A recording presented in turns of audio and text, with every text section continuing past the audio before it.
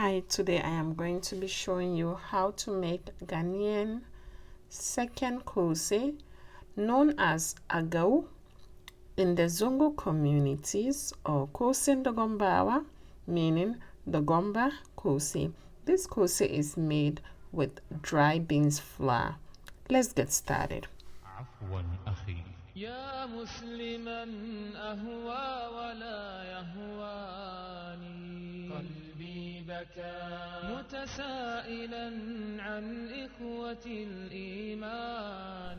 Hi, welcome to my channel. So for this recipe we're going to be using 3 cups of black eye beans, some salt. We're going to be using about 1 teaspoon, dry grounded pepper. We're going to be needing like half a teaspoon of that, some eggs, about 2 or 3 eggs, or 4 if you want a lot, and 2 onions. So I'm going to be getting ready to prep my onions to chop. So I'm peeling my onions and getting ready to chop. I am going to be using my food processor to chop my onions, but if you don't have a food processor, that's fine. You could just use your chopping board and a knife and just chop the onions into little square pieces, like very tiny pieces. But I tend to use my food processor because it's quick and easier, and also when I do it, I do a lot of it, so yeah, it makes it much quicker for me. So yeah, it's ready to chop. My onions is ready to chop in the food processor.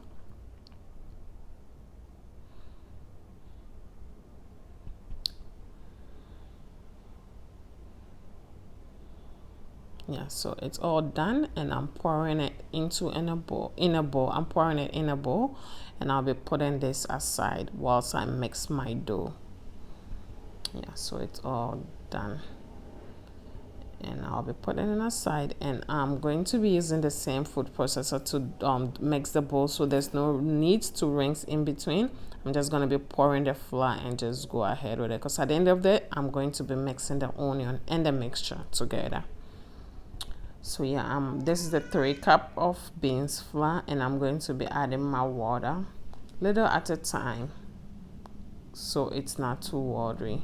So initially I'm going to be adding 2 and 1/3 cups of the water and mixing it. Then I'll add the water as I go. Say the dough is brownish and it's thick, so I'm adding more water.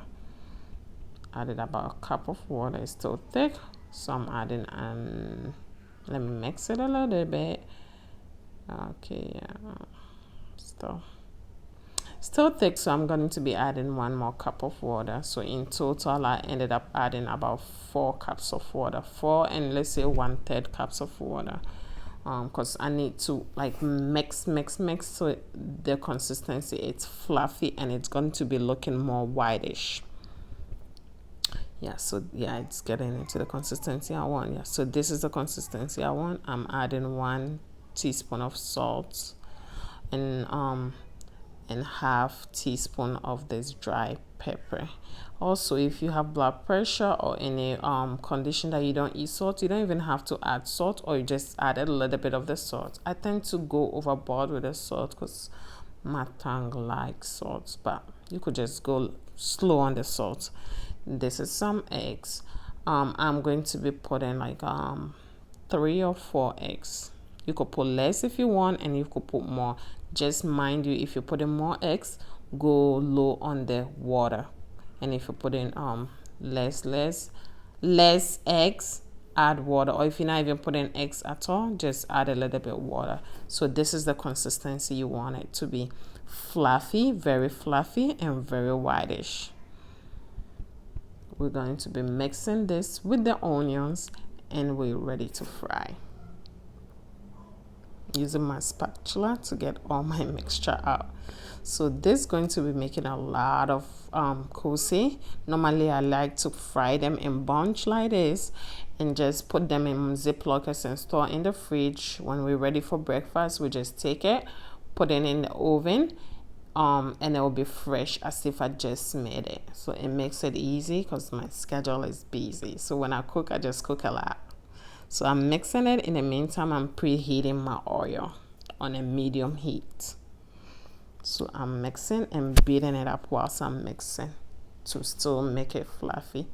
So yeah, I'm putting it in the oil, scooping and putting it in the oil, and it should be rising whilst you put it. If you put it in the oil and it flatten out, that means the consistency is too liquidy, or it's now well beaten. Like it's not that fluffy consistency. You need to beat it more, or like use the blender or food processor and beat it more. So yeah, so this is the consistency, and it should be rising whilst you scoop and put it in the oil. And once it's a little bit golden on one side, we're going to be turning. Yeah, so it's looking brownish and golden. So we're going to be using the fork and turning one at a time. I like to use the fork because it's easy and it makes it less messier.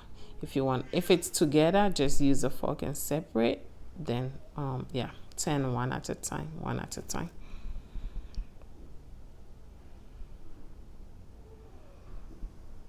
Yep, turn one at a time. Okay, so we have 2 more to turn, and we're gonna leave it on the other side to cook a little bit and get also brown, like golden brown like this. You want to fry this on a medium heat, not low heat and not high heat. If it's on a low heat, it will be too oily, and if it's on a high heat, it will be too brownish and burnt, and it will not evenly cook. So you want it like this, medium heat fried, like deep fried in medium heat, so it will look golden brown and evenly done and well cooked inside. So yeah, it's ready, and I'm scooping it out, and it's ready to be served with your cocoa, your kunun kanwa, or anything that you like to have your kose with. So enjoy, and if you're new to this channel, don't forget to like, comment, and subscribe. You could feel free to ask any questions, put your questions or your comments in the comment section, and if you have any question, go ahead and ask, or just let me know how you make your kose.